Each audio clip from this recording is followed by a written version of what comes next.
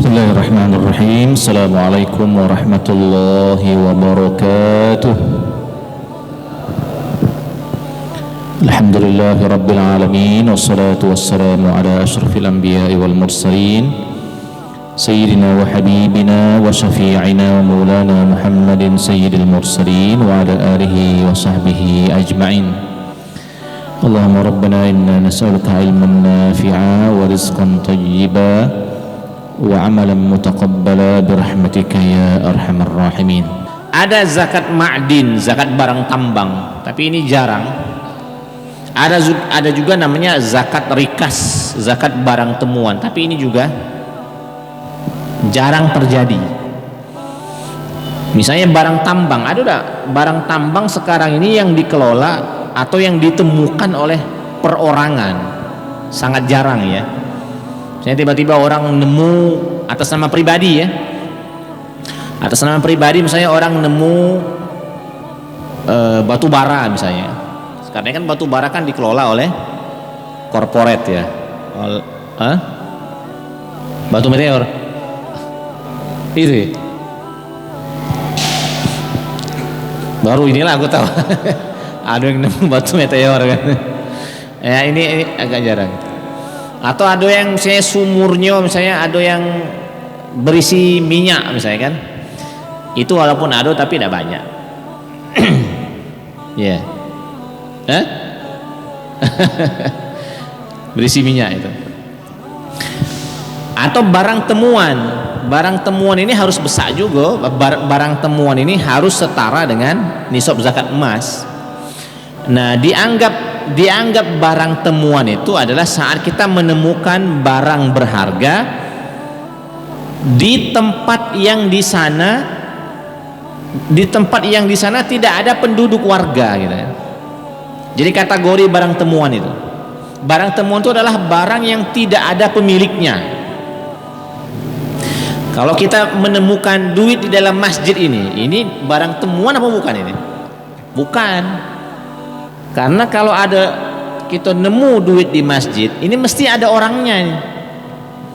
Makanya beda.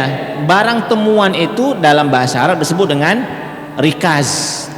Sedangkan barang yang terjatuh itu namanya luqatah dalam bahasa Arab ya. Kita menganggap kalau kita bertemu emas di masjid ini, cincin, ini jangan dianggap sebagai barang temuan, dah. Ini barang tercecer. Beda antara barang temuan dengan barang tercecer. Kalau barang tercecer positif ada yang punya. Tapi kalau barang temuan memang barang yang dakati pemiliknya gitu kan. Dakati pemiliknya. Nah, biasanya itu peninggalan orang-orang dulu misalnya. Jadi tiba-tiba saya bapak-bapak nyelam di Sungai Musi situ misalnya kan. Nah, harta karun lah kira-kira. Harta karun lah. Misalnya ada yang nyelam di Sungai Musi situ misalnya kan. Dia menemukan misalnya patung tapi emas misalnya kan. Nah, ini boleh kita sebut dengan barang temuan karena tidak mungkin ada yang ngaku itu patung kami nyampak kan ya. Itu ngaku-ngaku itu berarti. Kapan nyampaknya gitu kan. Misalnya kan. Nah, kalau dia menemukan barang temuan yang sifatnya berharga seperti itu, dia nanti ada zakatnya juga.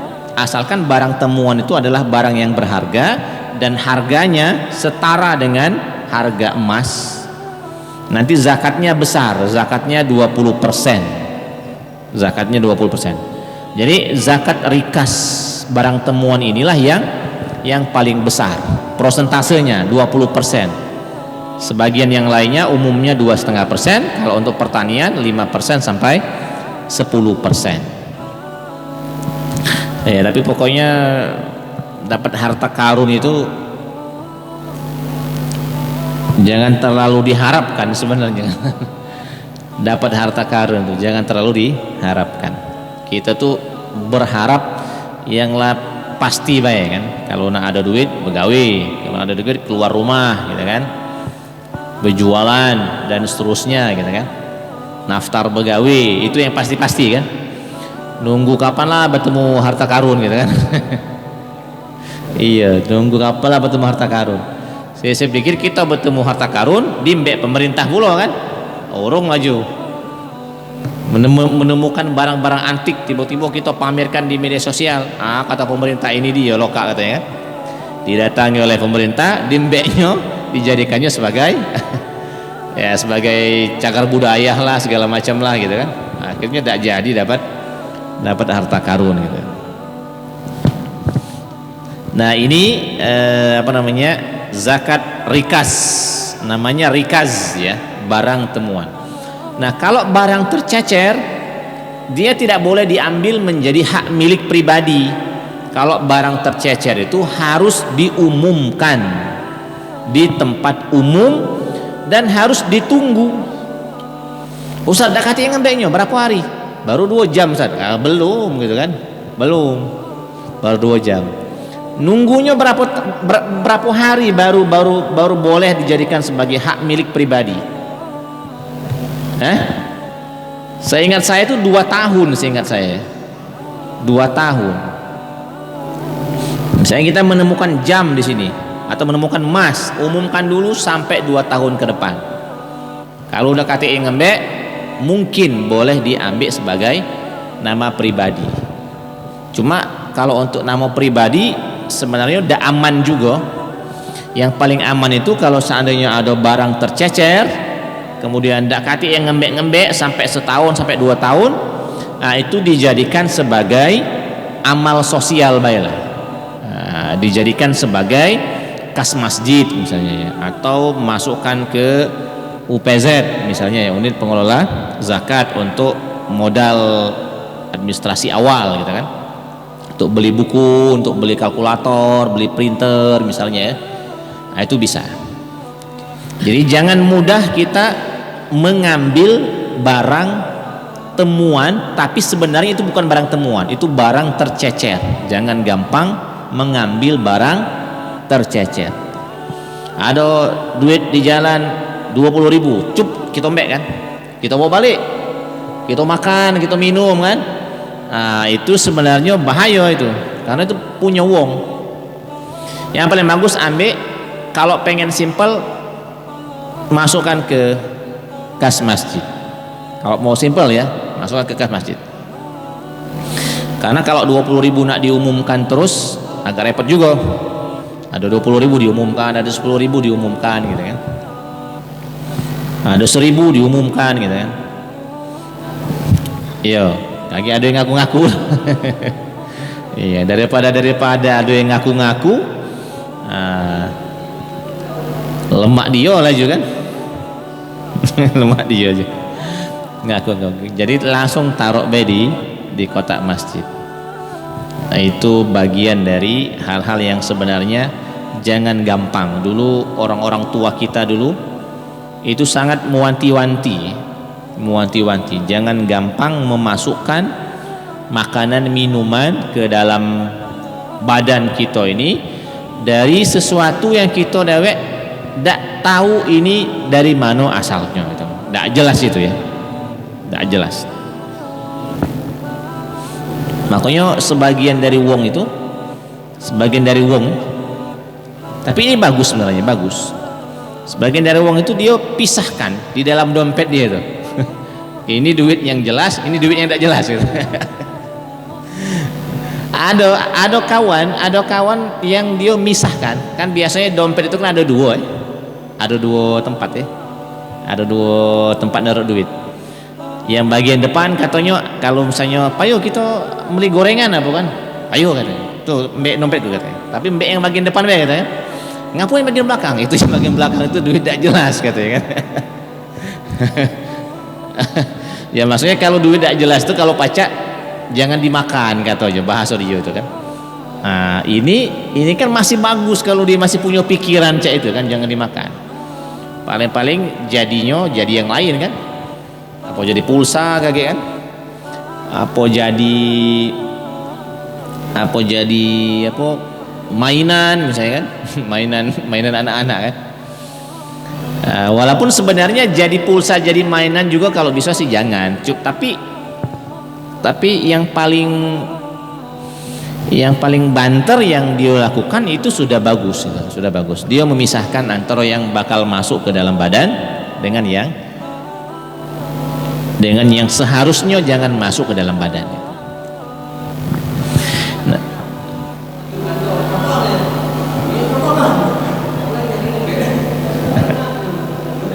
nah itu ya.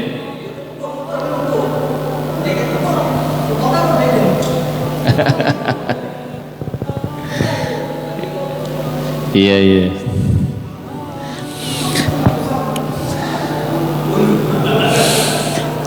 Ya, karena isya kita ini lana para, ada lagi yang kira-kira pengen disampaikan atau pengen ditanyakan sebelum kita istirahat?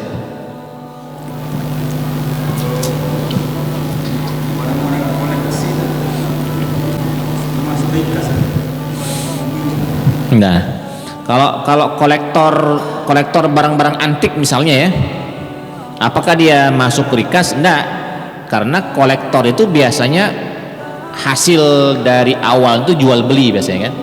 Kita beli barang-barang antik dari orang ya kan. Itu tidak termasuk ke rikas karena kita sifatnya beli barang itu. Rikas itu yang murni temuan yang tidak ada akad jual beli. Kita nemu barang A, kita nemu barang B, itu ada zakatnya kalau nilai nominalnya besar. Kalau nilai nominalnya besar. Tapi kalau barang yang kita beli, barang antik yang kita beli, tapi kita simpan baik sebagai hiasan segala macam, dia tidak dihitung sebagai barang untuk dizakati tidak. Ini barang antik. Karena barang antik ini kalau pecah dikit selesai kan, habis dia kan. Jadi dia tidak menghasilkan duit. Kecuali kalau barang antik ini dia jual, misalnya dia jual barang antik dapat 100 juta, apakah ada zakat penjualan? Tidak ada zakat penjualan. Nanti 100 juta ini digabungkan dengan duit yang lain baru dia jadi zakat. Kalau dia ada tabungan nanti masuk ke zakat tabungan. Kalau duit 100 juta ini dia belikan emas, nanti jadi zakatnya zakat emas, digabungkan dengan emas-emas yang sebelumnya dia ada. Jadi secara umum begitu modelnya itu. Jadi bukan berarti orang yang punya barang antik terus dia bebas dari zakat, tidak juga. Kalau dia jaga barang antik ini sampai akhirnya dia jual belikan, nanti digabungkan dengan harta yang lain.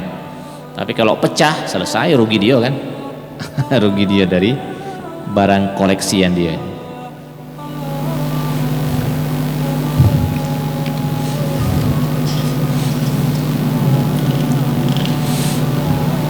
Ada lagi?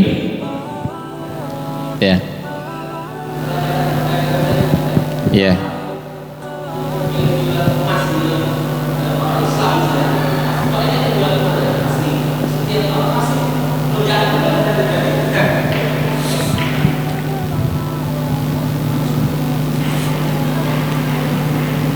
Dia muslim kan? Pokoknya begini, orang kalau dia duitnya dalam setiap tahun, dalam perputaran tahun dia punya harta, baik harta emas, baik harta duit, baik dia pedagang, kalau setiap tahun nominal duitnya ini masih di atas nisab zakat, dia setiap tahun kena zakat terus. Dia tiap tahun kena zakat terus. Jadi zakat itu bukan sekali seumur hidup, bukan. Dia bisa jadi setiap tahun sesuai dengan kadar ekonominya. Ya, kalau udah galak bayar zakat, nggak usah berduit banyak-banyak gitu. Jadi kalau tidak mau bayar zakat, jadi tidak apa-apa, tapi duitnya dikit-dikit baik. Usahakan duitnya di bawah 80 juta, tidak kena zakat dia. Tapi kalau punya duit di atas 80 juta secara umum ya, baik dia punya emas atau dia punya simpanan uang kertas, atau dagangannya sudah nominal modal yang diperjualbelikan di atas 80 juta, itu biasanya akan kena zakat terus setiap tahun. Tapi sebenarnya kalaupun seandainya ada yang mengeluarkan zakat setiap tahun, itu bagus, berarti itu ciri ekonominya stabil gitu kan. Kalau orang zakatnya setiap tahun, zakat malnya setiap tahun, itu ciri nominal ekonominya stabil gitu. Ya, apapun itu yang jelas kita syukuri dulu kondisi kita sekarang ini ya, sambil berharap kalaulah seandainya pengen menjadi orang yang bisa mengeluarkan zakat, mungkin kita akan terus berusaha supaya nominal kepemilikan harta yang kita punyai itu di atas rata-rata gitu. Baik, ini saja dulu ya kita salat Isya. Assalamualaikum warahmatullahi wabarakatuh.